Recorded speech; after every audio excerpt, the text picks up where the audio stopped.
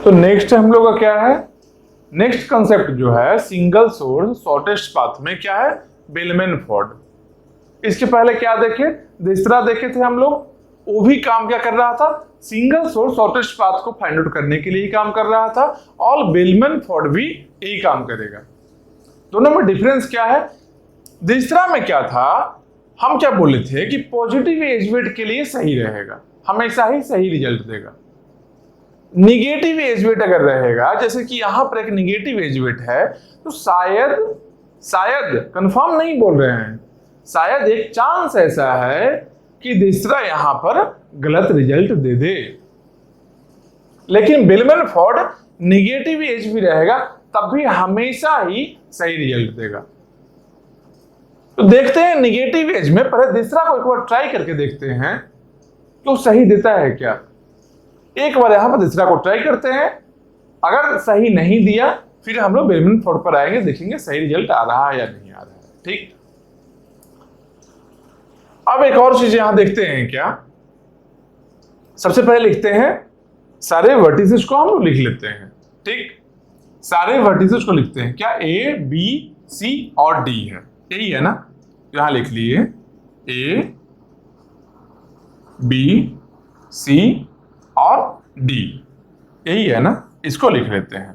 हम लोग दूसरा को एक बार ट्राई करते हैं यहां पर। ठीक, इनिशियली मान लेते हैं कि सोर्स हम लोग का ए है, मान लो सोर्स है मेरा ए क्या है, ए को सोर्स मान लेते हैं, किसी को भी मान सकते हैं, ए बी सी डी किसी को भी मान सकते हैं, हम लोग ए को सोर्स माने हैं। सोर्स है मतलब क्या हो गया, यहां पर मिनिमम का वैल्यू क्या हो गया, यहां पर मिनिमम का वैल्यू क्या हो गया, 0 हो गया, और यहां पर पेरेंट क्या हो गया, पेरेंट क्या हो गया, नल हो गया। ठीक, ये चीज आ गया। सारे वर्टेक्स के लिए हम लिख सकते हैं, यहां पर क्या हो गया, यहां पर क्या होगा, इन्फिनिटी और नल, ये हो गया। इसके लिए क्या लिखेंगे, इसके लिए भी इन्फिनिटी और नल, इसके लिए भी क्या होगा, इसके लिए भी होगा सेम इन्फिनिटी और नल, सारे के लिए लिख लिए। अब सेम डेटा को यहां कॉपी कर लेते हैं।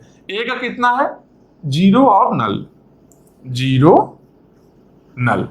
बी का कितना है, बी के लिए कितना है, इन्फिनिटी और नल, इन्फिनिटी नल। और यही सबके लिए, सी के लिए भी है, इन्फिनिटी है, नल है, और यहां भी इन्फिनिटी है, नल है।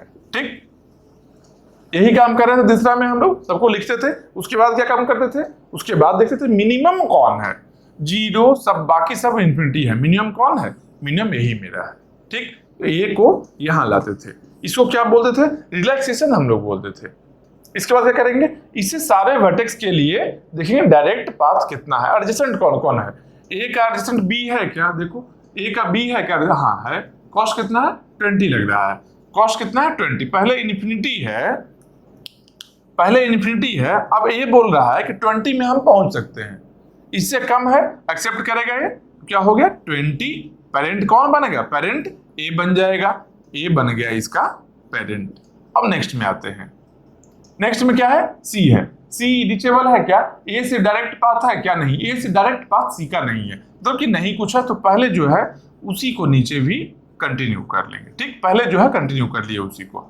नेक्स्ट क्या है, डी है, डी के लिए पाथ है क्या, डी के लिए देखो पाथ है क्या, यहाँ ए से डी 80 लेकर आया है। ठीक, ए से डी 80, पहले इन्फिनिटी है फिर 80 है, 80 कम है तो 80 को यहाँ लिख लेते हैं, और नीचे में क्या हो गया, पेरेंट इसका क्या बन गया, पेरेंट ए बन गया है। ठीक, अब देखो अब ये ओवर हो गया, वन टाइम रिलैक्सेशन हो गया है, ए का वन टाइम रिलैक्सेशन हो गया है। ठीक, अब ये समझो ये क्या हो गया, ये फिनिश हो गया। ठीक, अब कौन सा मिनिमम है, अब मिनिमम कौन है, देखो 20, इन्फिनिटी और 80, ये तीनों में मिनिमम कौन है वही देखते थे ना, यहाँ भी वही हम लोग देखेंगे। ठीक, यहाँ भी वही देखेंगे, मिनिमम क्या है 20 है, 20 को लेकर चले आए यहाँ, 20 को यहाँ लेकर चले आए, क्या है बी है, यहाँ आ गया बी। अब ओवर हो गया ना, ये तो फिनिश हो गया है ना, ये फिनिश हो गया, ये भी रेड से, चलो यहाँ लिख लेते हैं, ये भी फिनिश हो गया था पहले ही। अब बचा कौन, सी बचा है, बी से सी जा सकते हैं क्या, बी से सी जाने का रास्ता है क्या, हाँ बी से सी जाने का रास्ता है, बी से सी जाने का रास्ता है कितना, 12 लेकर, 12 लेकर, तो बी से सी जाने का रास्ता है 12 लेकर, प्लस सोर्स से बी आने का कितना कॉस्ट है सोर्स से बी आने का, तो बी आने का कॉस्ट कितना है यहाँ, मिनिमम कितना है, 20 है, 20 है, कितना हो गया 12 प्लस 20, टोटल कितना हो गया, टोटल 32 हो गया, 20 प्लस 12 32।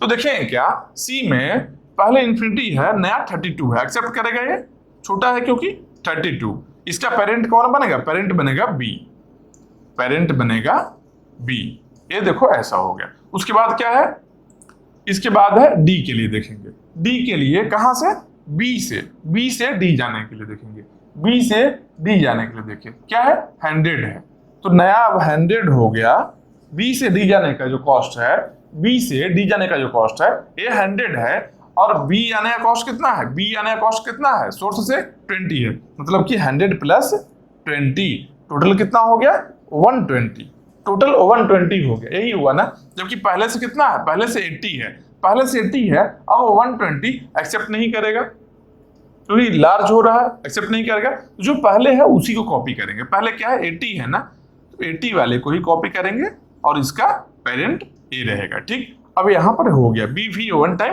रिलैक्सेशन हो गया। अब मिनिमम कौन दोनों में बचा है, तो 32 है और 80 है, समझ रहे हो, इसको फास्ट बता रहे हो कि मेन मेरा मोटिव है बेलमैन फोर्ड बताना, दूसरा हम बता चुके हैं, बस एग्जाम्पल ले रहे हैं कहां पर कैसे फेल होता है इसको बताने के लिए, इसको समझ लो क्यों हम लोग बेलमैन फोर्ड को यूज करेंगे, ये समझ जाओगे अच्छे से, ठीक, इसको समझ लो अच्छे से। यहाँ क्या है 32 है और 80 है, तो 80 में क्या है, मिनिमम क्या है 32 है, 32 वाले को लेंगे, कौन है, सी है, सी को यहाँ लेकर चले आए, क्या हुआ, इसका रिलैक्सेशन हो गया, ये यहाँ पर क्या हो गया, यहाँ फिनिश हो गया है। अब सी से डी जाने का रास्ता है क्या, सी से डी जाने का रास्ता है क्या, हाँ देखो सी से डी जाने का रास्ता है, सी से डी जाने का रास्ता है,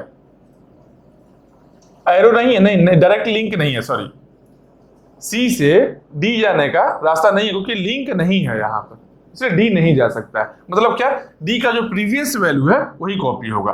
देखो यहाँ पर एरो होने से वही होगा, अगर एरो नहीं था यहाँ पर, लास्ट टाइम जब बनाए थे एरो नहीं था, अनडायरेक्टेड ग्राफ को लिए थे, तो डी और सी में जो कनेक्शन था, यहां से यहां भी जा सकते हैं, यहां से यहां भी जा सकते हैं, दोनों ही जा सकते हैं। अच्छा पहले तो कहीं ऐसा कोई दिक्कत नहीं हुआ है ना, ए से बी जाने के लिए ए से बी जाने का है, ए से सी जाने के लिए नहीं है, ए से डी जाने का 80 था, ठीक, बी से सी जाने का, बी से सी जाने का हाँ है पथ, डायरेक्ट देखो बी से सी जाने का एरो यहां दिख रहा था हम लोग को, और बी से डी जाने का, बी से डी जाने का भी था लेकिन मिनिमम नहीं था इसलिए नहीं लिए थे। अब सी पर आए हैं, सी से हम लोग डी जा सकते हैं क्या, सी से हम लोग डी जा सकते हैं क्या, तो सी का देखो इन डिग्री यहाँ पर ये ऐड हो रहा है, आ रहा है एरो यहाँ पर, लेकिन यहाँ से डी जा नहीं रहा है, तो सी से यहाँ नहीं जा सकते हैं, ठीक। अनडायरेक्टेड में क्या बेनिफिट होता है कि दोनों डायरेक्शन में ट्रेवल कर सकते हैं हम लोग, लेकिन डायरेक्टेड में डेडिकेटेड पाथ है, वन वे रूट है, मतलब डी से सी जा सकते हैं केवल, सी से डी नहीं जाएंगे, बात पक्का है, ठीक। तो यहां पर क्या हो गया, जब नहीं जा रहे हैं यहां पर तो क्या लिखेंगे, चेंज नहीं हो सकता है, जब डायरेक्ट पाथ नहीं है तो चेंज नहीं हो सकता है, तो यहां पर क्या है, जो पहले है उसी को नीचे लिख लेंगे, पहले क्या है 80 है ना, पहले 80 है ना, 80 को लिख लिए, यहां पर ए आ गया, ठीक, यही आ गया। अब मिनिमम कौन है यहाँ पर, मिनिमम कौन है, मिनिमम एक ही बचा है, तो यही मिनिमम होगा, ये फिनिश हो गया, ये इसको बाहर लेकर चले आए, इसको लेकर चले आए बाहर, कौन सा है, डी है, कौन सा है, डी है, यहां पर काम खत्म हो गया ना, फिनिश हो गया ना, सारा का ये वन टाइम रिलैक्सेशन हो गया है ना, वन टाइम सबका हो गया है, ठीक। अब देखो सेकेंड टाइम करके देखते हैं, अब सेकेंड टाइम करके देखते हैं कोई चेंजिंग आता है क्या, सेकेंड टाइम हम करके देख रहे हैं रिलैक्सेशन को, रिलैक्सेशन सेकेंड टाइम कर रहे हैं, देखते हैं कोई चेंजिंग आता है क्या, डी था ना यहां पर, डी था ना, अब देखते हैं डी से बी जाने का रास्ता है क्या, डी से बी जाने का रास्ता है क्या, बी देखो पहले ही फिनिश हो गया था, बी यहां पर फिनिश हो गया, बी का रिलैक्सेशन हो गया वन टाइम, फिर भी हम डी जब यहां मिनिमम लिए हैं तब देख रहे हैं डी से बी जाने का रास्ता है क्या, समझ रहे हो बात को, सेकेंड टाइम हम देख रहे हैं, वन टाइम रिलैक्सेशन हो चुका है पहले ही, वन टाइम पहले ही रिलैक्सेशन हो गया है, फिर भी सेकेंड टाइम हम चेक कर रहे हैं, यहां पर देखते हैं क्या होता है। वन टाइम रिलैक्सेशन के बाद में वैल्यू चेंज नहीं होना चाहिए था, कमना नहीं चाहिए था, सेम रहना, इंक्रीज होना चाहिए था, क्योंकि तीसरा में यही हम लोग सीखे थे। सेकेंड टाइम क्यों नहीं कर रहे थे? क्योंकि तीसरा का मतलब क्या है, सेकेंड टाइम रिलैक्सेशन में वैल्यू इंक्रीज करेगा, इसलिए वन टाइम करके छोड़ते थे हम लोग, क्योंकि मिनिमम रहता था। यहां पर देखते हैं मिनिमम रहता है या नहीं रहता है। ठीक, डी से बी जाने का रास्ता है क्या? देखो डी से बी जाने का रास्ता है, देखो कितना है, -75 लेकर, -75 लेकर बी जाने का रास्ता है। तो यहां लिखेंगे क्या, -75 प्लस सोर्स से बी आने का कितना कॉस्ट है, सोर्स से डी आने का, सॉरी बी नहीं, सोर्स से डी आने का कॉस्ट कितना है, सोर्स से डी आने का कॉस्ट कितना है, देखो डी यहां पर है, डी आने का कॉस्ट है 80, मतलब कि -75 प्लस 80, टोटल अगर देखते हैं टोटल 5 हो गया, 5 हो गया, नेट 5 हुआ ना, -75 है ना डी से बी जाने का कॉस्ट, और डी आने का कॉस्ट सोर्स से 80 था, यहां से देखे थे हम लोग 80 था, तो -75 प्लस 80 5 आ गया। ठीक, तो पहले से बी में 20 है, नया में 5 आ रहा है, कम रहा है ना, तो कितना हो गया ये, इसको कम रहा है तो कम करेंगे, 5 हो गया, सोर्स इसका पेरेंट कौन हो गया, पेरेंट डी हो गया, पेरेंट डी हो गया। देखो यहां से जब हम लोग यहां आए हैं, यहां से जब यहां आए हैं, सेकेंड टाइम रिलैक्सेशन किए तब भी वैल्यू डिक्रीज कर गया, मतलब क्या लिख सकते हैं यहां पर, value decreased during second relaxation. Relaxation means क्या बोल सकते हैं, इसका मतलब बोल सकते हैं तीसरा फेल, तीसरा फेल हो गया, तीसरा फेल हो गया कि वैल्यू घट रहा है, सेकेंड रिलैक्सेशन में वैल्यू घटना नहीं चाहिए था, जबकि वैल्यू डिक्रीज हो रहा है। समझ रहे हो बात को, वैल्यू डिक्रीज हो रहा है। अब ये तो जान लो कि इस तरीके से, ये थोड़ा टेबल के फॉर्मेट में समझ लिए, ये टेबल के फॉर्मेट में देख लिए। अब एक और चीज देखते हैं, टेबल नहीं देखना चाहें तब हम लोग मैन्युअली देखते हैं कितना कॉस्ट किस में लगने वाला है, मैन्युअली देखते हैं कॉस्ट कितना लगेगा। यहां पर देखो सोर्स ए है ना, मतलब कि ए से बी जाने का कॉस्ट हम लोग देखेंगे, फिर ए से सी जाने का कॉस्ट हम लोग देखेंगे, फिर ए से डी जाने का कॉस्ट देखेंगे। ए से बी जाने का कॉस्ट कितना है, 20 लग रहा है, मिनिमम यही है, मैन्युअली हम लोग यहाँ कर रहे हैं। ठीक, यहाँ पर क्या कर रहे हैं, यहाँ पर मैन्युअली हम लोग कर रहे हैं। ठीक, ए से बी जाना है, एक रास्ता ऐसे भी जा सकते हैं, तो 80 यहाँ है और -75 5 लग रहा है, ए से बी डायरेक्ट जाएंगे 20 लगेगा, 20 और 5 दो कॉस्ट लग रहा है, बेटर कौन है, 5 है, 20 वाले को कट किए, मैन्युअली देखे क्या 5 में हम लोग यहाँ पहुंच रहे हैं, मैन्युअली हम लोग देख लिए, यहां से जाने का रास्ता देख लिए, यहां से जाने का कोई रास्ता नहीं है, सब देख लिए, सारा जितना भी पॉसिबिलिटी था सारा पॉसिबिलिटी हम चेक करते हैं मैन्युअली, और देखे क्या ए टू बी जाने में कॉस्ट 5 लग रहा है। ठीक, ए टू सी जाने में देखो यहां से अगर ऐसे जाएंगे 20 प्लस 12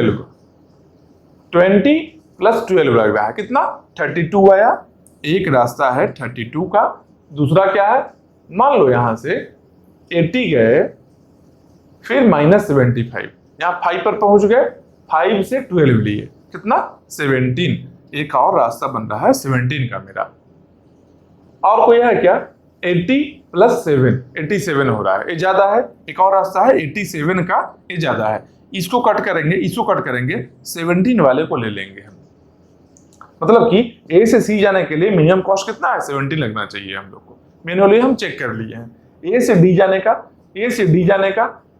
अगर यहाँ 20 लेंगे, यहाँ से 100 आएंगे, 120 लगने वाला है, डायरेक्ट आएंगे 80 लगेगा, ठीक। अब देखो रास्ता क्या है, ए टू बी जाने का कॉस्ट कितना है 5 लगना चाहिए था, जबकि बी जाने का कॉस्ट देखो 20 दिखा रहा था, यहाँ पर 20 दिखा रहा था ना, जब पहला बार रिलैक्सेशन इसका हुआ है 20 दिखा रहा है ना, जबकि मैनुअली हम लोग देख ले रहे हैं क्या कि 20 से कम का भी एक पॉसिबिलिटी है। तीसरा के अकॉर्डिंग क्या बोल रहा है, जब पहला रिलैक्सेशन किए हैं तो क्या बता रहा है कि कॉस्ट 20 लगेगा, जबकि मैनुअली हम देख रहे हैं क्या कि कॉस्ट 5 में हम लोग जा रहे हैं। फिर देखो A to C के लिए देखो, A to C, C कहाँ है, यहां पर है, C कितना लगा है 32 लगा है, C जाने में सोर्स से 32 लगा है तीसरा के अकॉर्डिंग। लेकिन मैनुअली देख रहे हैं क्या कि 17 में भी पॉसिबल है, 17 कॉस्ट में हम लोग इजीली जा सकते हैं। तीसरा क्या बोल रहा है कि 32 लगेगा, गलत बोल रहा है, मतलब कि यहां भी फेल हो रहा है, यहां भी फेल हो रहा है। A to D देखते हैं, A to D, D का कितना है, D का 80 है, मान लो D में सही आ रहा है, D में केवल D का केवल सही आ रहा है, दो जगह फेल हो गया ना, ये क्या हो गया, ये क्या हो गया, तीसरा यहां फेल हो गया। क्यों फेल हुआ है, क्योंकि निगेटिव एज वेट था, इसके चलते ही फेल हुआ है। जब निगेटिव एज वेट रहेगा कहीं भी अगर निगेटिव रहे, क्या निगेटिव अगर एज वेट रहे तो उस केस में तीसरा सही भी हो सकता है और गलत भी हो सकता है, दोनों ही पॉसिबिलिटी है। हो सकता है सही हो जाए, कंफर्म नहीं बता सकते हैं कि सही होगा, ना तो कंफर्म ये बता सकते हैं कि हमेशा गलत ही होगा, कभी सही होगा कभी गलत होगा, मतलब कि रिलायबल नहीं है। रिलायबिलिटी का मतलब यही होता है ना, विश्वसनीयता, विश्वास कर सकते हैं, ट्रस्ट कर सकते हैं, ट्रस्टवर्दी नहीं है, कभी सही देगा कभी गलत देगा। अब हम चेक करने के लिए अलग से बैठे रहे तब ना कि कब सही देगा कब गलत देगा, इसके चलते ही निगेटिव में हम लोग प्रेफर करते हैं इसको नहीं यूज करना। निगेटिव के लिए बेलमैन फोर्ड को यूज करते हैं, निगेटिव के लिए बेलमैन फोर्ड को यूज करते हैं, ये हमेशा ही सही आंसर देगा। निगेटिव एज रहने पर कभी कभी तीसरा गलत आंसर देता है, इसलिए तीसरा को नहीं यूज करते हैं निगेटिव एज में, कभी सही भी देता है। समझ रहे हो बात को। अगर कहीं क्वेश्चन में ऐसा ऑब्जेक्टिव आ जाए कि फॉर निगेटिव एज वेट तीसरा ऑलवेज गिव्स फॉल्स आंसर, समझ रहे हो, फॉर निगेटिव एज वेट तीसरा ऑलवेज गिव इनकरेक्ट आंसर। अगर यह स्टेटमेंट आ जाए तो यह स्टेटमेंट क्या है, एक गलत स्टेटमेंट है, क्योंकि हमेशा ही गलत देगा ऐसा नहीं है, तीसरा कभी सही भी देता है कभी गलत भी देता है। तो यह स्टेटमेंट अगर ऑलवेज गिव्स इनकरेक्ट आंसर, ये भी गलत है, या फिर बोल दे ऑलवेज गिव्स करेक्ट आंसर, ये भी गलत है। सही स्टेटमेंट क्या है, for negative edge weight in a graph तीसरा sometimes gives correct answer, sometimes gives incorrect answer, कभी सही भी देगा कभी गलत भी देगा, बस यही चीज है तीसरा का। ठीक है, अब यहां पर हम लोग देखें तीसरा यहां फेल हो रहा है, अब यहां पर ही हम लोग बेलमैन फोर्ड को इंप्लीमेंट करेंगे, बेलमैन फोर्ड यहां लगाएंगे और देखेंगे कि बेलमैन फोर्ड सही देता है या नहीं। ठीक, मैनुअली तो हम लोग के पास यहां आंसर देख ही लिए थे, मैनुअली ऐसा कुछ आया था, अब हम लोग यहां पर ही बेलमैन फोर्ड को इंप्लीमेंट करेंगे। समझ रहे हो बेलमैन फोर्ड क्यों आया, समझ में आ गया। अगर निगेटिव एज रहता है, अगर निगेटिव एज होता है तब उस केसेज में, निगेटिव एज वाले केस में तीसरा है जो आंसर गलत देता है कभी कभी, और इसलिए जब रिलायबल नहीं होगा तो उस टेक्निक को हम यूज नहीं कर सकते हैं, कब सही दे दे कब गलत दे दे। समझ रहे हो, मान लो कोई ट्रेन है, कहीं ट्रेन में बैठे हो, कभी वो सही डेस्टिनेशन पर लेकर जा रहा है और कभी गलत जगह लेकर चला जाता है, कभी बैठ सकते हो क्या वैसा पर, नहीं बैठ सकते हो। हाँ, जिसके पास में आवारागर्दी करने का टाइम है, जिसके पास में आवारागर्दी करने का टाइम है, या अच्छा तो घूमना ही है, चलो कहीं भी लेकर चले, वो कर सकता है। आवारागर्दी हम लोग नहीं करने वाले सिस्टम के साथ में, समझ रहे हो, सही काम से काम करना है। ठीक, तो अब यहां देखते हैं बेलमैन फोर्ड यूज करके। बेलमैन फोर्ड बोलता क्या है, डू एज बाई एज, वहां पर वर्टेक्स लिए थे ना, वर्टेक्स ले रहे थे ना, बार बार मिनिमम वर्टेक्स को ले रहे थे ना। बेलमैन फोर्ड ऐसा नहीं है, इसका कंसेप्ट ही अलग है। क्या करेगा, एज बाई एज करेगा। कैसे करेगा देखो बताते हैं किस तरीके से करेगा। पहले यहां पर सारा वर्टेक्स को लाइन में लिख लेंगे। कौन कौन सा है, ए बी सी डी, यही है ना, ए बी सी डी, सारा वर्टेक्स को लाइन में लिख लेंगे। बेलमैन फोर्ड फर्स्ट टाइम बता रहे हैं, एक टाइम अच्छे से समझो, नेक्स्ट टाइम आसान लगेगा।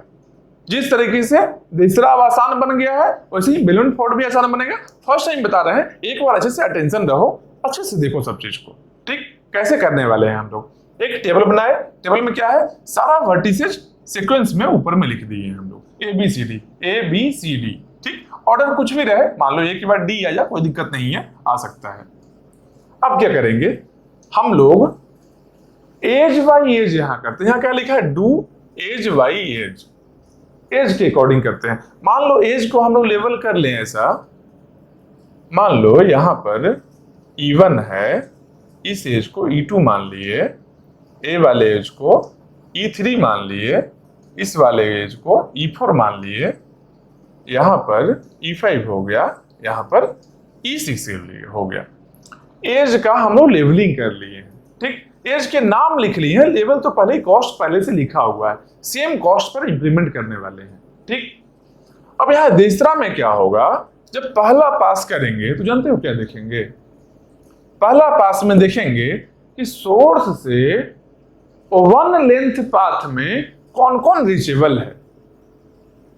सोर्स से एक लेंथ, वन लेंथ पाथ में कौन कौन रीचेबल है। वहां क्या कर रहे थे, वहां जो मिनिमम होता था उसको यहां लेते थे, फिर आगे करते थे काम। यहां क्या है, यहां पर i equal to 1, i equal to 1 के लिए हमें काम करने वाले हैं। क्या करेंगे i इक्वल टू 1 में भाई, i इक्वल टू 1 एक्चुअली है क्या, i इक्वल टू 1 का मतलब क्या है, हम बोल रहे हैं क्या, इसका मतलब है वन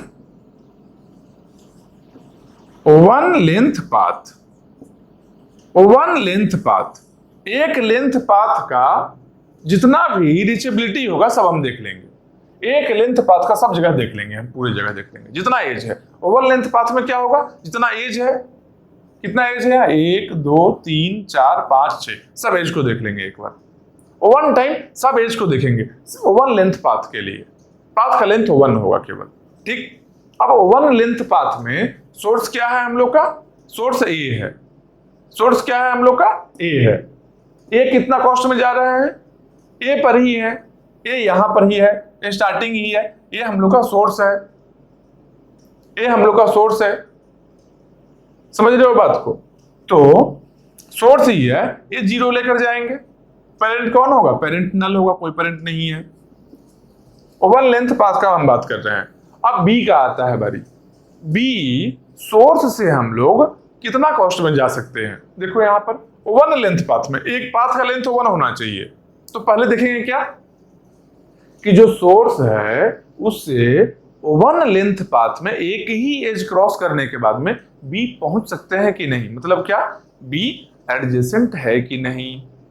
समझ रहे हो बात को, तो बी एडजेसेंट है कि नहीं, बी कहाँ है, यहाँ है, ए कहाँ है, यहाँ। देखो ए से बी जा रहे हैं वन लेंथ पाथ में, एक ही लेंथ पाथ है, एक लेंथ है, देखो एक ही एज यहाँ पर है, ए से बी जा रहे हैं कितना कॉस्ट में, 20 कॉस्ट में। क्या करेंगे यहाँ पर 20 कर लिए, और पेरेंट क्या है, पेरेंट क्या हो गया, ए हो गया, पेरेंट ए हो गया, ए बन गया। अब सी के लिए वही काम करेंगे। सी देखो वन लेंथ पाथ में ए से सी आ सकते हैं क्या, सोर्स क्या है मेरा ए है, ए से सी आ सकते हैं क्या, नहीं, डायरेक्ट एज नहीं है।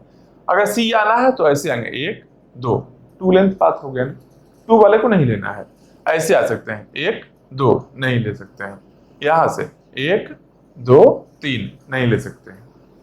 वन लेंथ पाथ का मतलब कि वन लेंथ पाथ ही एक ही एज होना चाहिए, नहीं ले सकते। मतलब क्या, सी है जो रिचेबल नहीं है, तो क्या बन गया, इन्फिनिटी हो गया और नल बन गया, रिचेबल अभी नहीं है। डी को देखते हैं, डी को देखते हैं, डी क्या है भाई, डी में क्या है, डी ए से डी जा सकते हैं कितना कॉस्ट में, 80 कॉस्ट में। ए से डी हम जा सकते हैं 80 कॉस्ट में जा सकते हैं। ठीक, तो 80 कॉस्ट में जा सकते हैं, तो डी के लिए लिख लेंगे हम लोग क्या, कॉस्ट कितना हो गया, कॉस्ट 80 हो गया, कॉस्ट 80 हो गया। इसका पेरेंट कौन हो गया, ए हो गया, पेरेंट ए है, कॉस्ट 80 है, पेरेंट ए है, कॉस्ट 80 है। ठीक, ये क्या देखे हम लोग, ये देखिए वन लेंथ पाथ के लिए हम लोग देख लिए हैं। अब क्या करते थे, अब दूसरा में मिनिमम लेते थे। यहां पर मिनिमम कंसेप्ट नहीं है कुछ, यहां मिनिमम नहीं लेना है, मिनिमम लेना ही नहीं यहां पर है। यहां पर अब नेक्स्ट में हम लोग को आना है, नेक्स्ट में क्या देखेंगे, नेक्स्ट में i इक्वल टू 2 करेंगे। i इक्वल टू 2 का मतलब क्या है, i इक्वल टू 2 का मतलब क्या है, two length path, two length path. i equal to 2 का मतलब क्या है, टू लेंथ पाथ। अब पाथ का लेंथ 2 करके देखते हैं, पाथ का लेंथ अब 2 करके देखना है। ठीक, तो अब देखो सोर्स क्या है मेरा, ए है, सोर्स तो यही है, बाकी सब के लिए देखना है तो ए के लिए तो जीरो नल ऐसे ही होगा कि यही मेरा सोर्स है। अब देखते हैं बी के लिए, तो टू लेंथ पाथ से बी जाने में कोई बेनिफिट है क्या, देखते हैं एक बार। देखो बी, ए है सोर्स मेरा, ए से बी जाते थे 20 कॉस्ट में जा रहे थे। ठीक, अब टू लेंथ में आए हैं, वन लेंथ में 20 लग रहा था हम लोग को, तो one length, two length path का मतलब क्या है कि अब हम लोग को देखना है कि अप टू टू लेंथ जो मिनिमम कॉस्ट रहे, मतलब क्या, अगर वन लेंथ में ही कॉस्ट मिनिमम आ रहा है और टू लेंथ में कॉस्ट बढ़ रहा है तो क्या करोगे, टू लेंथ लोगे, नहीं, टू लेंथ में कॉस्ट बढ़ रहा है तो नहीं लेंगे, अगर टू लेंथ में कॉस्ट कम रहा है तब लेंगे। सिंपल सोचो ना यार, मेरा घर यहाँ पर है, मेरे पास में 1 किलोमीटर में कोई सामान मिल रहा है हमको, मान लो हमको कॉपी लेना है, एक नोटबुक लेना है, पास में ही मिल रहा है नोटबुक 50 रुपए में। अब वही नोटबुक अगर 4 किलोमीटर दूर में, 4 किलोमीटर दूर में अगर 70 रुपए में दे रहा है, 50 से ज्यादा में दे रहा है, तो दूर जाएंगे क्या लाने के लिए, पास से ही लेकर चले जाएंगे। लेकिन मान लो अगर सस्ता दे रहा है दूर में तो जा सकते हैं, सस्ता दे रहा है तो जा सकते हैं वहां पर। ठीक, कंसेप्ट यही है, रियल लाइफ में भी यही करते हैं, वही यहां पर भी करना है। क्या टू लेंथ पाथ के लिए देख रहे हैं, मतलब अप टू टू लेंथ इसको हम बोल सकते हैं, इसको अप टू टू लेंथ, इसमें वन लेंथ वाले को भी कंसीडर करेंगे और टू लेंथ वाले को भी। ठीक, तो यहाँ क्या है, बी के लिए देखना है, ए का तो भाई सोर्स है सेम ही है, बी के लिए हमको देखना है। बी के लिए जब देखेंगे यहाँ पर क्या है, 20 और ए है, 20 और ए है। टू लेंथ में क्या आएगा, टू लेंथ में क्या आएगा, यहां पर वन लेंथ में 20 था, टू लेंथ में क्या रास्ता बन सकता है, यहां से 80 लेकर यहां आए, -75 किए तो 80 -75 केवल 5 लेकर बी पर जा सकते हैं 2 लेंथ में। तो एक लेंथ से हम लोग वन लेंथ में 20 लग रहा था, टू लेंथ में 5 ही लग रहा है, मतलब सस्ता पड़ रहा है। टू लेंथ यूज करने में कॉस्ट कम रहा है, कॉस्ट कम रहा है तो लिख लेंगे कितना, 5। सोर्स कौन बनेगा, इसका पेरेंट कौन है, बी का पेरेंट कौन बन गया, बी का पेरेंट अब डी बन गया है, बी का पेरेंट अब बन गया है डी, सोर्स तो सेम है ही मेरा, बी का पेरेंट अब डी बन गया है। ठीक, टू लेंथ वाले में ऐसा लिखे। अब सी पर आते हैं, सी पर टू लेंथ से रीचेबल है क्या, देखो सी जाने का रास्ता, सी जाने का रास्ता जितना पॉसिबिलिटी है सबको देख लेंगे। सी जाने का रास्ता देखो, यहाँ से 20 लेकर यहाँ 12 लेकर आ सकते हैं, कितना लगेगा, 20 + 12 32, एक मेरा लग रहा है कितना, 32 लग रहा है। यहां से आएंगे तो 80 + 7 कितना लग रहा है, 80 + 7 कितना, 87, यही है ना, और कोई रास्ता नहीं है। मान लो यहां से यहां 1 2 3 वाले को भी नहीं ले सकते हैं, 2 वाले को लेना है अभी।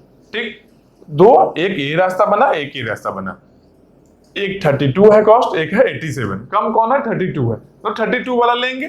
तो यहाँ पर क्या है, पहले इन्फिनिटी है तो अब इससे थोड़ा बेटर हुआ है 32। पेरेंट कौन है इसमें, सी का पेरेंट कौन होगा, 32 कैसे आया है, देखो ऐसे होकर आए, बी होकर आए, मतलब पेरेंट बी है इसका, पेरेंट इसका बी बन गया। अब आते हैं डी पर, हम लोग डी पर आते हैं। डी कहाँ है, डी यहाँ पर है। अब डी डायरेक्टली यहाँ 80 लेकर आ रहा था, अब टू लेंथ पाथ में कैसे आ सकता है, यहां से देखो यहाँ 20 आया, फिर यहां से आया तो 100 आया, 120 आ रहा है। पहले 80 था, अब 120 है, कम रहा है क्या, नहीं कम रहा है। तो जब वन लेंथ वाला बेटर है तो उसी को रहने देंगे। वन लेंथ वाला देखो बेटर है, यहाँ पर है 80 है, और टू लेंथ करने में कॉस्ट है जो 20 प्लस 100 120 बढ़ रहा है, कॉस्ट बढ़ाना नहीं है, कॉस्ट कम करना है हम लोग को, समझ रहे हो? जो कम है वन लेंथ कम रहेगा, अगर यहाँ पर तो वन लेंथ को लिखेंगे, अगर टू लेंथ कम हो तो टू लेंथ को लिखेंगे। ठीक, तो यहाँ क्या है, पहले वाला ही बेटर है, पहले ही 80 ही बेटर है, 120 ज्यादा कॉस्टली है, 80 वाले को ही रहने देंगे। यहाँ पर 80 वाले को ही 80 को रहने दिए, इसका पेरेंट कौन है, ए है, ऐसे ही रहने दिए। अब कहाँ आ गए, अब हम लोग आ गए i इक्वल टू 3 पर। इसका मतलब क्या है, i इक्वल टू 3 मतलब क्या है, हम लोग 3 लेंथ पाथ का बात कर रहे हैं। हम लोग क्या बात कर रहे हैं, हम लोग बात कर रहे हैं 3 लेंथ पाथ का, 3 लेंथ पाथ का बात कर रहे हैं। ठीक, तो बोलो ये फिक्स है क्या कि 3 लेंथ वाला पाथ का ही वैल्यू यहां लिखेंगे? नहीं, फिक्स नहीं है। 3 लेंथ पाथ का मतलब क्या है कि 1 लेंथ पाथ, 2 लेंथ पाथ और 3 लेंथ पाथ तीनों को कंसीडर करेंगे, जो मिनिमम होगा वही लिखेंगे। यहां पर जो मिनिमम होगा उसको लिखेंगे तीनों में। 3 लेंथ मतलब रिजिड नहीं होना कि 3 लेंथ लेना ही लेना है, नहीं, जरूरी नहीं है, ऑप्शन है हम लोग के पास में कि 3 लेंथ भी लेकर अगर कम हो रहा है तो कम कर लो, नहीं हो रहा है तो फिर रहने दो ऐसे ही। ठीक, अब आते हैं, ये तो ऐसे ही रहेगा 0 ही, क्योंकि सोर्स है 0 और नल हो गया। ठीक, अब बी पर आते हैं। बी 3 लेंथ पाथ में कुछ चेंज हो सकता है क्या? बी अगर यहां से डायरेक्ट गए तो 20 लगा था, यहां से 2 लेंथ में यहां से गए तो 5 लगा है। अगर मान लो यहां से यहां आते हैं, यहां आए, जाने का रास्ता ही नहीं है। 3 लेंथ में यहां से 1 2 3 फिर रास्ता नहीं है, तो रास्ता ही नहीं है, 3 लेंथ पाथ है ही नहीं। ए से बी जाने के लिए 3 लेंथ का पाथ एग्जिस्ट ही नहीं कर रहा है। मतलब क्या है, जो पहले है वही रह जाएगा। पहले क्या है, 5 है और इसका पेरेंट डी है, जो पहले है वही रह जाएगा। ठीक, अब आते हैं सी पर आते हैं। सी में क्या है, 3 लेंथ पाथ को देखना है। 2 लेंथ वाले में क्या आया था, देखो 20 प्लस 12 32 आया था, यहां से 80 प्लस 7 87 आया था। एक और रास्ता क्या है, यहां से आए 80 माइनस 75 तो 5 हो गया, यहां से 12 आया तो क्या बन गया, अब एक और मिल गया 17 मिल गया ना। यहां से देखो 80 लेकर यहां आए माइनस 75 5 बन गया, फिर प्लस 12 तो 5 प्लस 12 17। अब 17 हो गया, सबसे कम 17 है ना, तो 3 लेंथ लेने में कम रहा है तो उसको कंसीडर करेंगे। कितना है, 17 है।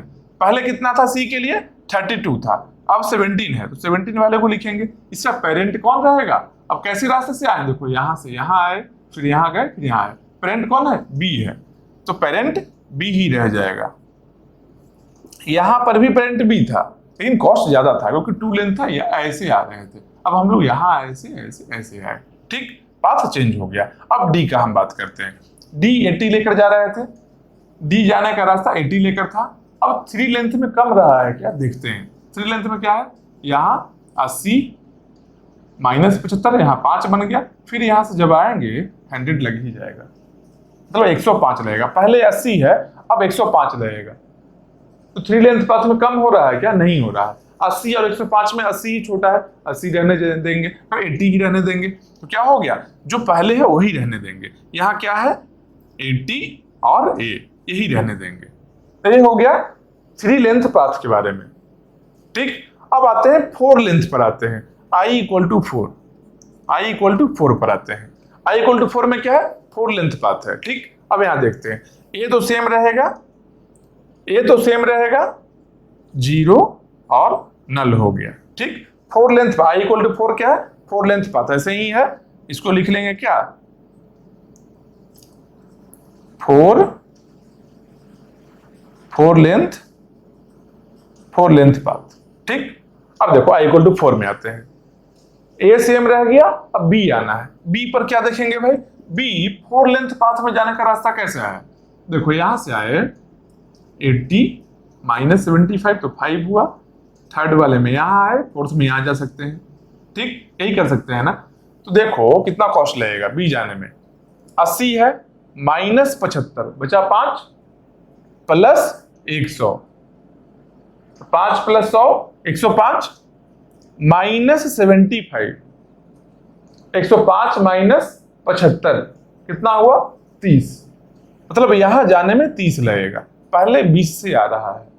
4 लेंथ पाथ में अब इंक्रीज हो रहा है, उससे बेटर यही है 20 वाला ही है, मतलब कि जो 20 वाला है, नहीं 20 नहीं है ना, कम एक और है ना, उससे भी कम, हाँ देखो 5 है, यहां से 2 लेंथ पाथ में ही यहाँ 80 है, यहां पर गया है जब, यहां से यहां एक बार जब गया है 80 माइनस 75 5 पर ही आ रहा है। अब अगर दोबारा यहां से रीच करेंगे तो बढ़ जा रहा है। क्यों बढ़ रहा है? क्योंकि दोबारा जब इस साइकिल में घूमते हैं ना, देखो ये साइकिल जैसा है ना, ये कुछ साइकिल जैसा दिख रहा है क्या?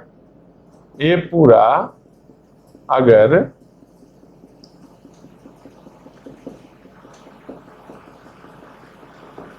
ये पूरा देखो, अगर इसको देखो, ये 100 है, ये 75 है, फिर 100 minus 75, overall plus 100 minus 75, plus 100 है माइनस 75 है, प्लस 100 माइनस 75 क्या बनेगा? प्लस 25 बन रहा है। ये क्या बन रहा है? ये बन रहा है प्लस 25। इसका मतलब ये क्या है? इसको बोलते हैं पॉजिटिव एज वेट साइकिल। इसको क्या बोलते हैं? इसको बोलते हैं पॉजिटिव एज वेट साइकिल। ये पॉजिटिव एज वेट साइकिल है। यहां जितना साइकिल में घूमते रहेंगे कॉस्ट इंक्रीज ही होते रहेगा, जितना बार ऐसे घूमेंगे। अभी देखो घूमे हैं क्या, बी के लिए i इक्वल टू 4 के लिए, 4 लेंथ पाथ के लिए पहले एक बार 1 2 3 4, ठीक, ये साइकिल में एक बार घूमे प्लस 25 हो गया, समझ रहे हो?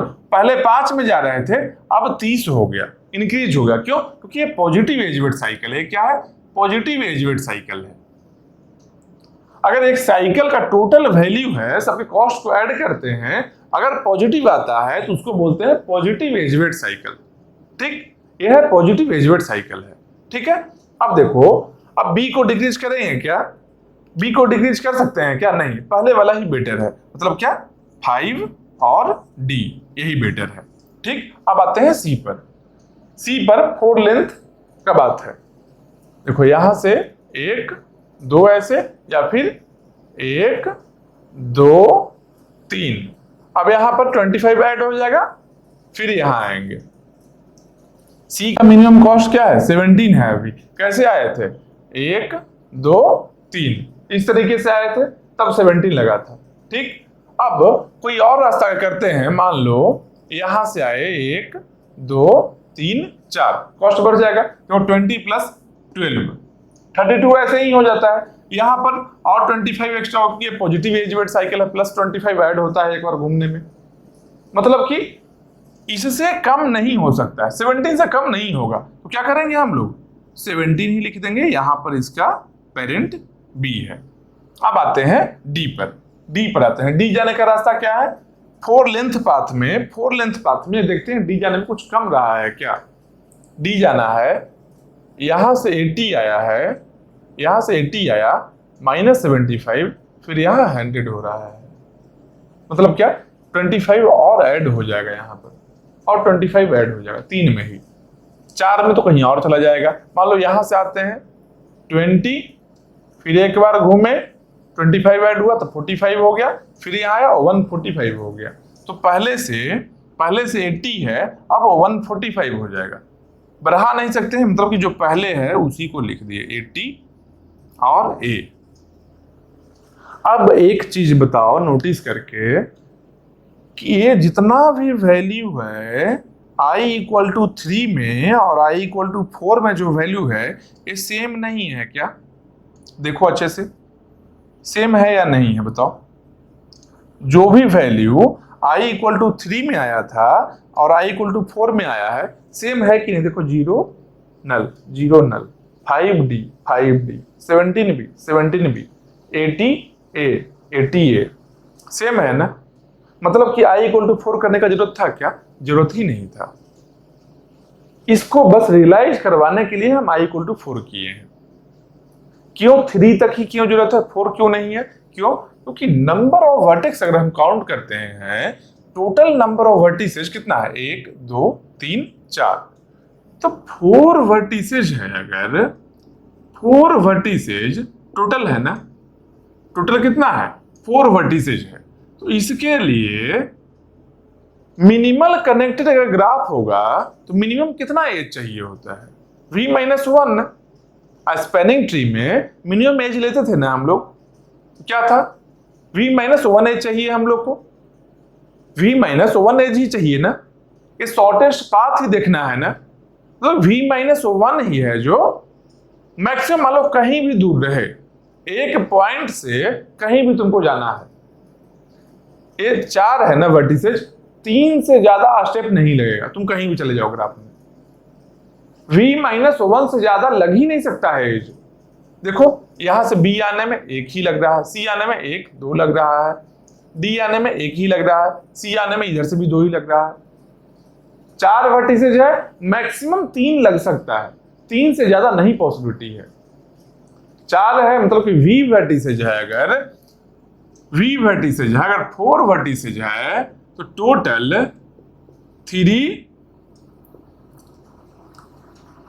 3 लेंथ पाथ मैक्सिमम लग सकता है, मतलब कि v वर्टिसेज अगर रहे तो v-1 लेंथ का पाथ मैक्सिमम हो सकता है। अगर v वर्टिसेज रहे, अगर v वर्टिसेज है तो v-1 लेंथ पाथ मैक्सिमम हो सकता है, उससे ज्यादा पॉसिबल ही नहीं है। समझ रहे हो बात को, इससे ज्यादा पॉसिबल है ही नहीं, क्योंकि हम लोग को मिनिमम करना है। बेलमैन फोर्ड क्या है, शॉर्टेस्ट पाथ को फाइंड करने जा रहा है, इसीलिए अगर v वर्टिसेज है ये कितना टाइम्स करेंगे, ये v-1 टाइम्स ही करेंगे। अगर 4 है तो 3 बार ही करेंगे, 3 बार में रुक जाएंगे, 4th वाले को नहीं करेंगे, जरूरत ही नहीं है। 4th करेंगे सेम ही आना है, 4th में कम ही नहीं सकता है।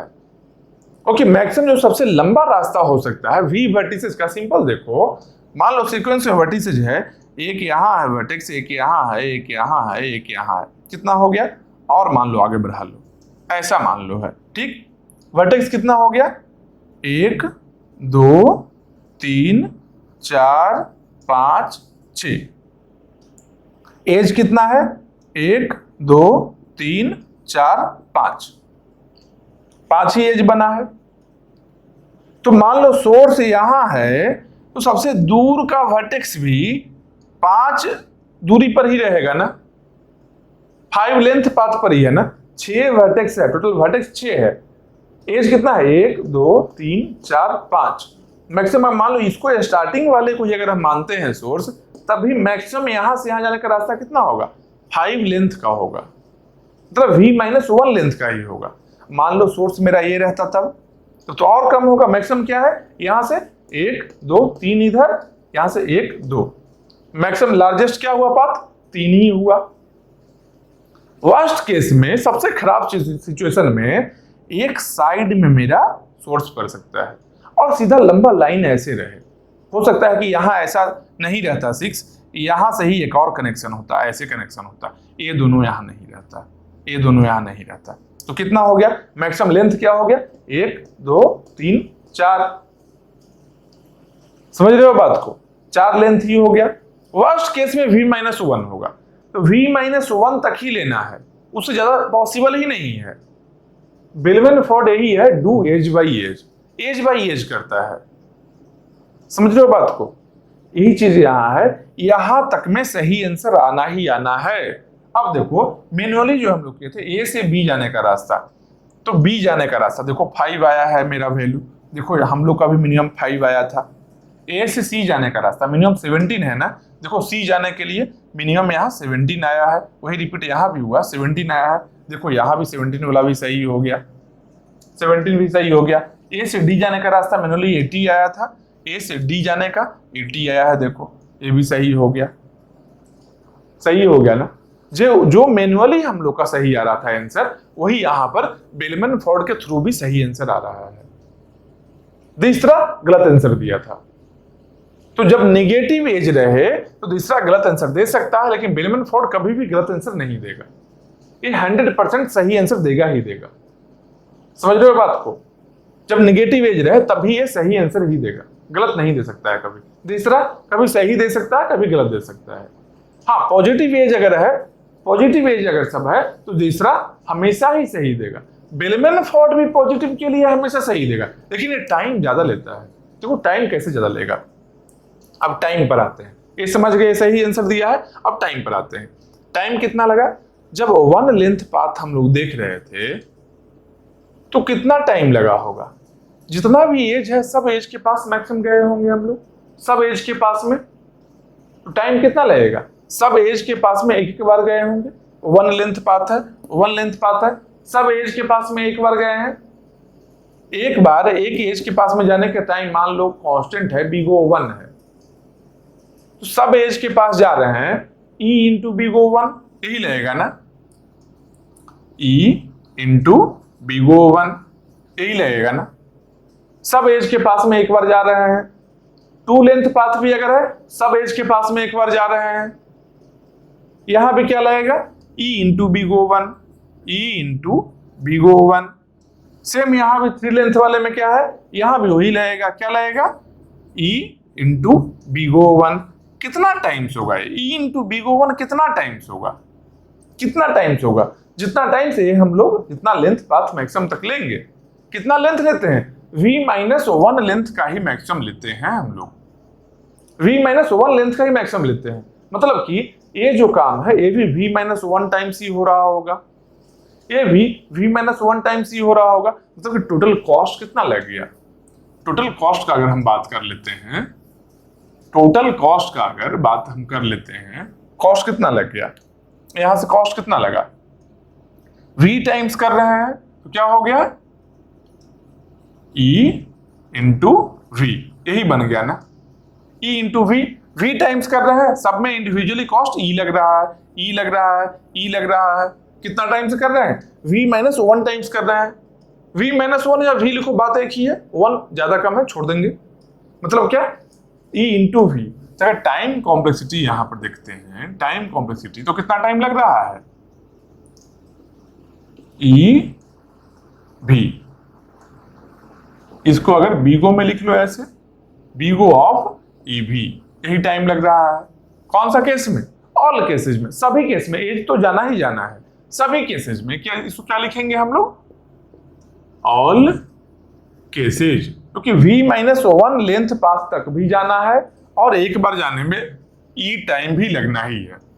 सभी केसेज में E इंटू वी लगेगा। ठीक, अब E का वैल्यू, E का वैल्यू, E का वैल्यू कहां से कहां तक होता है? E का वैल्यू कहां से कहां तक होता है? Greater than equal to 1, less than equal to V²। E का वैल्यू यहां से यहां तक होता है, एक चेंजिंग है यहां पर। जब E का वैल्यू 1 होगा, 1 होगा अगर, इस केस में ये क्या बन जाएगा? क्या बन जाएगा? बीगो V बन जाएगा। ठीक, और अगर V² बनेगा, इस केस में क्या बन जाएगा? बीगो V³ बन गया। ठीक, 1 कब होता है? E का वैल्यू 1 कब होगा? एक ही एज रहे।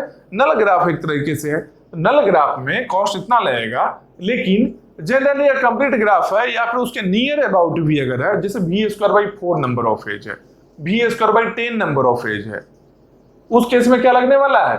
V³ लगने वाला है। E इंटू वी, इसको याद रखना, E इंटू वी या फिर V³ वर्स्ट केस में बता सकता है। सभी केस में इतना ही आएगा। वैल्यू थोड़ा V के फॉर्मेट में कम रहा है, लेकिन एवरेज केस अगर बात किया जाए तो एवरेज केस अगर बात किया जाए तो यही है, V³ भी है। तो एक चीज याद करो, हम क्या अभी बोले थे कि बेलमैन फोर्ड भी पॉजिटिव एज के लिए काम करेगा। पॉजिटिव एज के लिए बेलमैन फोर्ड भी काम कर रहा है, तीसरा भी काम कर रहा है, लेकिन हम लोग तीसरा को बोलते हैं ज्यादा अच्छा है पॉजिटिव एज के लिए। क्यों बोल रहे थे? क्यों बोल रहे थे? तीसरा में याद करो, तीसरा में टाइम जो लगा था हम लोग का, पॉजिटिव एज अगर था तो तीसरा का जो टाइम लगा था, तीसरा का जो टाइम लगा था, क्या लगा था हम लोग को? E plus V log V, यही टाइम लगा था ना हम लोग को तीसरा में। इसका वर्स्ट केस क्या बन सकता था? E लॉग वी, ई का वैल्यू मैक्सिमम कहां जा सकता है, वी स्क्वायर जा सकता है। वर्स्ट केस में भी इसका ई लॉग वी अगर होगा, ई लॉग वी होगा, अगर ई का वैल्यू वी स्क्वायर भी अगर लेते हैं, क्या बन गया, V square log V. Worst case में इतना बन सकता है, वर्स्ट केस में इतना बन सकता था। यहां पर V square log V worst case में बन सकता है, यहां पर वी क्यूब बन रहा है, टाइम ज्यादा लग रहा है ना। यही जान लो बेलमैन फोर्ड में टाइम ज्यादा लगेगा, आंसर हमेशा सही देगा वो। तीसरा में क्या है, पॉजिटिव एज वेट का अगर बात करते हैं, पॉजिटिव एज वेट का अगर बात करते हैं तो तीसरा भी हमेशा सही आंसर देता है, तीसरा भी हमेशा सही आंसर देगा, पॉजिटिव एज में हमेशा ही सही देगा। हाँ, निगेटिव अगर रहे एज वेट अगर निगेटिव होता है कभी कभी, तब कभी सही भी दे सकता है, कभी गलत भी दे सकता है, दोनों ही पॉसिबिलिटी है तीसरा के साथ में। इसलिए निगेटिव वाले के लिए हम लोग बेलमैन फोर्ड प्रेफर करते हैं और पॉजिटिव वाले के लिए तीसरा हम लोग प्रेफर करते हैं।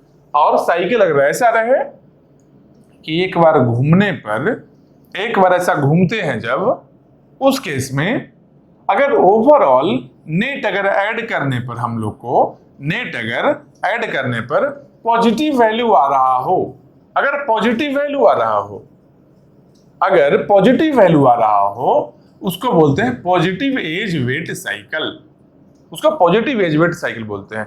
बेलमैन फोर्ड इसको फाइंड आउट कर लेगा, आराम से फाइंड करेगा इसको, पॉजिटिव एज वेट साइकिल को। एक और होता है, अगर ऐड करने पर, दोनों को वैल्यू को ऐड करने पर मान लो निगेटिव आ जाए, दोनों को वैल्यू को, दोनों का जो वैल्यू है उस वैल्यू को ऐड करने पर अगर मान लो निगेटिव आ जाए, ठीक, मान लो इस तरीके से ऐसा रहे, कुछ इस तरीके से रहता है। यहां पर जो यहाँ -75 है ना, मान लो -75 है, यहां पर केवल अगर 60 कर दिया जाए, यहां 60 कर दिया जाए, 100 को हटाकर अगर 60 कर दिया जाए, यहां -75 कर दिया जाए, तो क्या बनेगा, -75 प्लस 60, नेट कितना हो गया, -15, -15 हो गया ना। इसको बोलते हैं, इसको हम लोग बोलते हैं निगेटिव एज वेट साइकिल। इसको क्या हम लोग बोलते हैं, इसको बोलते हैं निगेटिव एज वेट साइकिल, इसको हम लोग बोलते हैं निगेटिव एज वेट साइकिल। जब यहां पर -75 है, यहां 60 है, टोटल वैल्यू निगेटिव में आ जाए, टोटल वैल्यू निगेटिव में जब आ जाए तब इसको बोलते हैं निगेटिव एज वेट साइकिल। समझ रहे हो बात को, तो निगेटिव एज वेट साइकिल है। निगेटिव एज वेट जब साइकिल होगा, उस केस में हम लोग क्या लिख लेते हैं, क्या है,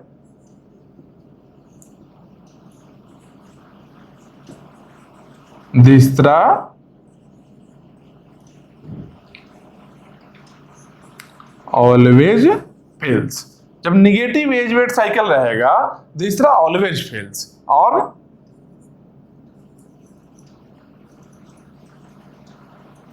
बेलमैन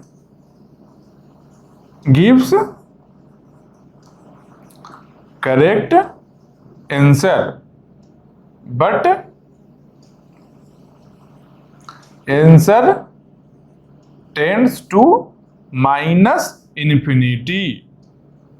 अब इसका मतलब क्या है भाई, अब देखो इसका मतलब क्या है, जब हम लोग अगर निगेटिव रहेगा ये, जब नेक्स्ट टाइम हम लोग जाएंगे, एक बार निगेटिव है, अगर इस साइकिल जैसे सिंपल सोचो, सी जाने का रास्ता क्या हम लोग देखे थे, सी जाने के लिए हम लोग देखे थे क्या, 80 -75, 5 बन गया, +12 कितना हो गया, 5 + 12 17। सी जाने का कॉस्ट मेरा लग रहा था 17, जो यहां पर देखो सी जाने का कॉस्ट 17 लग रहा है, 17 लग रहा था। अब देखो 17 लग रहा था, अब मान लो यहां 60 हो जाए, यहां 60 होता, अब ये क्या बन गया, निगेटिव एज वेट साइकिल बन गया। अब देखो क्या होने वाला है, ए से डी आए, फिर यहां गए तो 5 हो गया, 80 - 75 5 बन गया। फिर जब यहां आएंगे, एक बार यहां से घूमेंगे, ऐसे जब घूमेंगे तो क्या बनेगा, +60 - 75। यहां तक हम 5 पर रुके हुए थे, एक जब चक्कर हम लगा लेते हैं इसका तो -15 बन जाते हैं। मतलब 5 से हम बन जाएंगे क्या, -15, तो -10 हो गया। 5 में से 15 माइनस करेंगे, एक बार इस साइकिल में घूमने का मतलब क्या है, -15 होना। इस साइकिल में घूमे -10 हो गया, तो अगले बार क्या आ जाएगा, -10 आ जाएगा। बी का जो 5 आ रहा था इसके अगले बार में आ जाएगा -10। फिर एक राउंड और मारेंगे तो क्या बन जाएगा, फिर से 15 माइनस होगा, तो क्या बन जाएगा, -10 -15 और करना है, -15 और करना है, क्या बन जाएगा, -25। फिर अगले बार में क्या बन जाएगा, -25। फिर 15 एक चक्कर और मारेंगे। अगर जैसे नेक्स्ट अगर लेंथ पाथ अगर बढ़ाते जाएंगे, दो लेंथ पाथ अगर हम बढ़ाते जा रहे हैं तो एक चक्कर मार रहे हैं, देखो एक लेंथ कितना है, 1 2 ही लेंथ बढ़ रहा है ना, 2 लेंथ ही बढ़ रहा है ना। तो अगर 2 लेंथ बढ़ाते हैं तो सी का 17 था, एक चक्कर अगर मार कर हम आएंगे यहाँ पर तो -15 होगा, मतलब कि अगले बार में 2 होगा। फिर उसके अगले बार में क्या होगा, 2 -15 -13। फिर अगले बार में इसमें से 15 और माइनस करेंगे, कितना बनेगा, -28। देखो ये कमते जा रहा है, नेगेटिव में वैल्यू जाते जा रहा है और कम है, जितना चक्कर मारेंगे उतना कमते जाएगा। यहाँ पर -10 है, फिर बनेगा -25 बनेगा, अगले चक्कर में कमते जा रहा है। मतलब कि इस निगेटिव एज वेट साइकिल के थ्रू जहां भी रास्ता है, जहां निगेटिव एज वेट साइकिल के थ्रू रास्ता है, वो सबका वैल्यू कमते कमते -इन्फिनिटी चला जाएगा।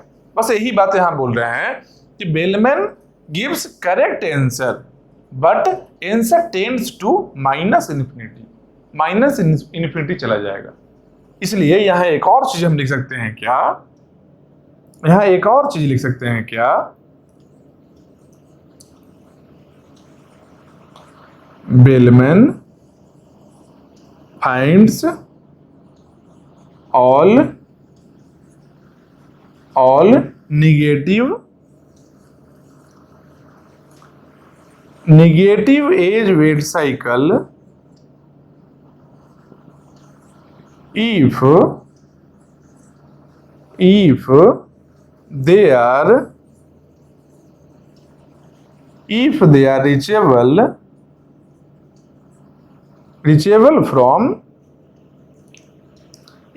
are reachable from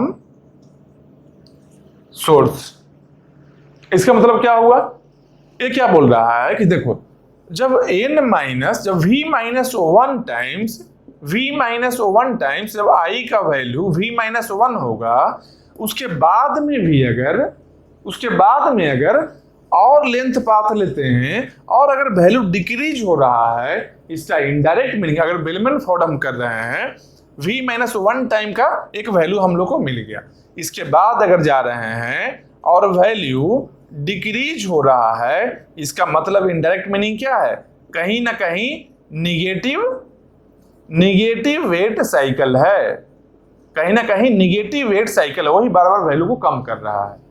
तो जाते जाते सबका वैल्यू तो -इन्फिनिटी बन जाएगा, लेकिन बेलमैन फाइंड कर लिया ना कि निगेटिव साइकिल है, निगेटिव एज वेट का साइकिल है, वही बोल रहा है क्या, Bellman finds all negative edge weight cycle if they are reachable from source. अगर सोर्स से रीचेबल होगा तब फाइंड करेगा। मान लो एक ग्राफ ऐसा है, एक और इससे डिस्कनेक्टेड ग्राफ कहीं और मान लो बना दिया जाए, एक और यहां पर बना लेते हैं, ऐसा एक ग्राफ बना लेते हैं, ठीक, यहां पर ही ऐसा है, मान लो इस साइड में जा रहा है, यहां ऐसे जा रहा है, यहां ऐसे एक साइकिल ऐसे बन रहा है, यहां पर 5 है, यहां पर 10 है, यहां पर -30 है, ठीक, यहां 5 गया, 10 गया, 15 हुआ, -30 -15 हो गया, यहां पर भी क्या है, -15 बार बार हो रहा है, यहां पर भी निगेटिव एज वेट साइकिल है, लेकिन इस ग्राफ से इस ग्राफ में जाने का कोई रास्ता ही नहीं है, मतलब सोर्स से यहां नहीं पहुंच सकते हैं। जब नहीं पहुंच सकते तो बेलमैन फोर्ड नहीं फाइंड करेगा। जब तक हम साइकिल में पहुंचेंगे नहीं तब तक कैसे पता चलेगा साइकिल है या नहीं है, वही बोल रहा है यहां पर क्या, Bellman finds all negative edge weight cycle if they are reachable from source. अगर सोर्स से रीचेबल हो तब फाइंड करेगा। अगर सोर्स रीचेबल है, जितना भी नेगेटिव एज वेट साइकिल सबको फाइंड कर लेगा। और नेगेटिव एज वेट साइकिल कहीं भी रहे, नेगेटिव एज वेट साइकिल से कहीं भी रहे, बेलमैन फोर्ड आंसर सही देता है, लेकिन सारा आंसर है जो 10 टू इन्फिनिटी हो जाता है, माइनस इन्फिनिटी चला जाता है सब आंसर, कि बार बार डिक्रीज होते रहता है। यही इतना है बेलमैन फोर्ड के बारे में, जितना डिटेल बताए हैं इससे ज्यादा और कुछ भी नहीं है, इससे ज्यादा कुछ भी नहीं है, बस यही जान लो। ये समझो कंप्लीट इंफॉर्मेशन है। जो भी कंडीशन हम बताए हैं, कब दूसरा काम करेगा, कब नहीं करेगा, कब सही आंसर देगा, कब गलत आंसर देगा, सारा कुछ डिटेल हम बता चुके हैं, इससे एक्स्ट्रा और कुछ नहीं है। तो बोलो ऐसा कि दूसरा है जो ऐसा क्यों हो रहा है कि जो पॉजिटिव एज वेट के लिए बोलते हैं, जब हम पॉजिटिव एज वेट में बेलमैन फोर्ड है जो v क्यूब टाइम ले लेगा, और दूसरा है जो कम टाइम ही लेता है, वर्स्ट केस में v square log v time ही लेता है। ऐसा क्यों होता है?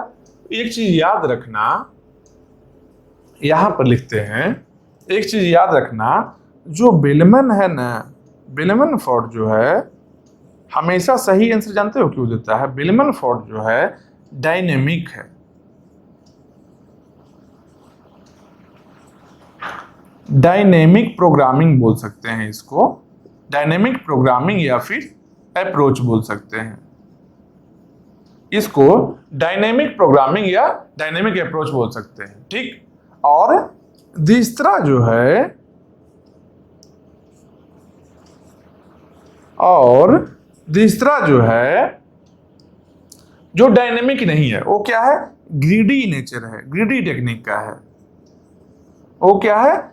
ग्रीडी टेक्निक है। बेलमैन क्या है? डायनेमिक प्रोग्रामिंग, डायनेमिक अप्रोच है, और दूसरा क्या है? ग्रीडी टेक्निक है। अब दोनों में डिफरेंस क्या है समझो एक बार, ग्रीडी और डायनेमिक में क्या डिफरेंस है एक बार समझो। ग्रीडी का मतलब क्या होता है कि मान लो जब स्कूल में हम लोग थे, मान लो 8th क्लास में है, 8th क्लास में 4 सेक्शन है, 8A, 8B, 8C, 8D, 4 section है, ABCD 4 सेक्शन है।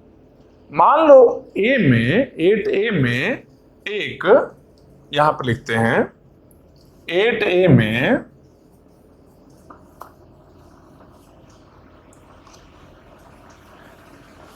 यहां पर लिखते हैं, इस चीज को समझना आसान चीज है, क्योंकि नेक्स्ट हम लोग डायनेमिक आने वाला है, इसलिए हम लोग ये जान रहे हैं।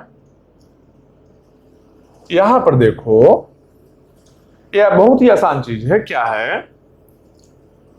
यहां पर 8 क्लास में 8A है, 8B है, 8C है, ठीक, ये सब सेक्शन है 8 क्लास का ही, और 8D है, ये 4 सेक्शन है।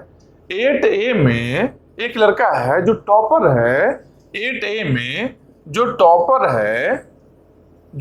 है वो लाया है 87%, 87% मार्क्स लाया है 8A का टॉपर, ठीक। 8B का लाया है 82%, ठीक। 8C का लाया है 94%, ठीक। 8D का लाया है 91% मान लो, 8D का 91% लाया है, ठीक। अब देखो दूसरा है जो ग्रीडी टेक्निक है, ये क्या करेगा? दूसरा जानते हो क्या करेगा? अच्छा 8A का टॉपर चाहिए ना, 8A में है, मतलब कि 8 क्लास का अगर टॉपर चाहिए, 8A में 87% है, इसका आंसर दे दिया। कभी जल्दी में होता है वो, ग्रीडी टेक्निक है, जल्दी में आंसर देगा। क्या करेगा? 8A में 87% लाया है, 87% आंसर दे दिया कि सही यही होगा।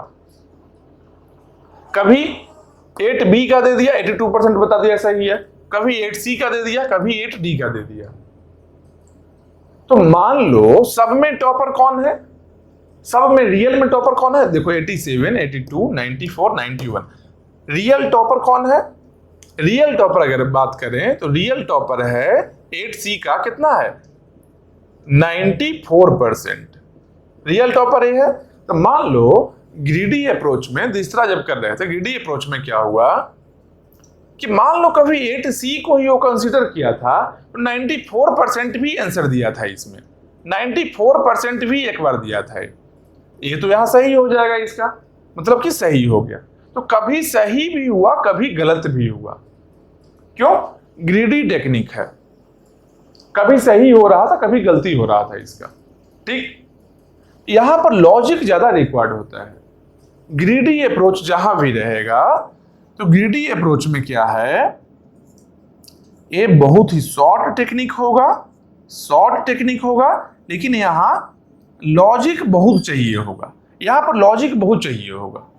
लेकिन डायनेमिक अप्रोच जो है, बेलमैन फोर्ड जो है डायनेमिक अप्रोच है, ये क्या होगा, ये लॉन्ग रहेगा। डायनेमिक वाला जो है ये लॉन्ग रहेगा और यहां पर लॉजिक कम चाहिए होगा, लेस लॉजिक कम चाहिए होगा। बोलो टफ कौन है? जो शॉर्ट है कंप्यूटर सिस्टम के लिए ग्रीडी ही अच्छा है, कम कैलकुलेशन करना पड़ता है वहां पर, लेकिन लॉजिक यहां टफ होगा, लॉजिक ज्यादा होगा। ठीक, लॉजिक मोर रिक्वायर्ड है यहां पर। डायनेमिक वाले में क्या है, बहुत ही लंबा है, लॉजिक लेस है। तो डायनेमिक यहां कैसे करेगा, डायनेमिक जब बोलेंगे यहां पर तो क्या करेगा, चारों को एक साथ में कंसीडर करेगा, चारों के टॉपर को कंसीडर कर लेगा, एक बार में 94% आंसर दिया जो सही आंसर ही होगा।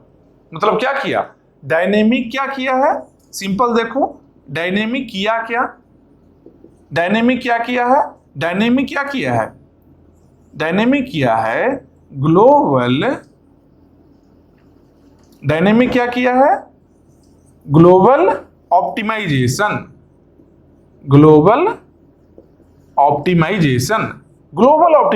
किया है। डायनेमिक अप्रोच यही करता है, ग्लोबल जितना केस है, जितना पॉसिबल केस है सबको कवर करेगा। ये जितना भी पॉसिबल केस है सबको कवर करेगा। कौन? डायनेमिक अप्रोच जो होगा जितना भी पॉसिबिलिटी है सबको कवर करेगा, ग्लोबली ऑप्टिमाइज करेगा। यहाँ क्या है, ग्लोबल क्या है, इंडिविजुअली एक सेक्शन में एक टॉपर है, यहां भी एक टॉपर है, लेकिन ग्लोबली कौन टॉपर है, 94% वाला फाइंड कर लिया एक बार में, और एक बार में सही आंसर देगा और हमेशा ही सही आंसर देगा। डायनेमिक जो होगा, जो क्या बोल सकते हैं इसको, ऑलवेज गिव्स राइट आंसर, हमेशा ही सही आंसर देगा। ये समझ रहे हो बात को, यहां तक समझ गए हो? ठीक है, यहां पर पॉजिटिव एज वेट के लिए और निगेटिव एज वेट के लिए हम सब कुछ देख लिए। अब अगला क्या है, अगला है BFT, breath first transversal. BFT कब यूज करेंगे, जब एज वेट नहीं हो, मतलब क्या, नो एज वेट। एक और चीज हम बताए थे, जब एज वेट नहीं गिवन होता है क्या कंसीडर करते हैं, मान लेते हैं एज वेट 1 है, जब कुछ नहीं गिवन है तो 1 मान लेते हैं हम लोग। ठीक, तो नेक्स्ट क्लास में हम लोग क्या देखेंगे, बीएफटी देखेंगे, छोटा टॉपिक है, इसको देख लेना। इसके बारे में डिटेल में और डेटा स्ट्रक्चर में है पढ़ाया हुआ, क्योंकि एक्चुअली ये एक ट्री ट्रावर्सल एल्गो है। ठीक, तो बीएफटी यहां बेसिक हम लोग देख लेंगे, बीएफटी क्या है, कैसे काम कर रहा है, वो देख लेंगे। ज्यादा डिटेल में डेटा स्ट्रक्चर में अच्छे से ये है। ठीक, नेक्स्ट क्लास में लेकिन बीएफटी हम लोग देखेंगे। ठीक है, चलो फिर यहां तक बेलमैन फोर्ड को रिवाइज कर लो, नेक्स्ट क्लास में बीएफटी बताएंगे, वहां पर ग्रीडी अप्रोच खत्म हो जाएगा हम लोग का, फिर डायनेमिक प्रोग्रामिंग हम लोग जंप कर जाएंगे। ठीक है, ये लास्ट टॉपिक है, इसको अच्छे से पढ़ना।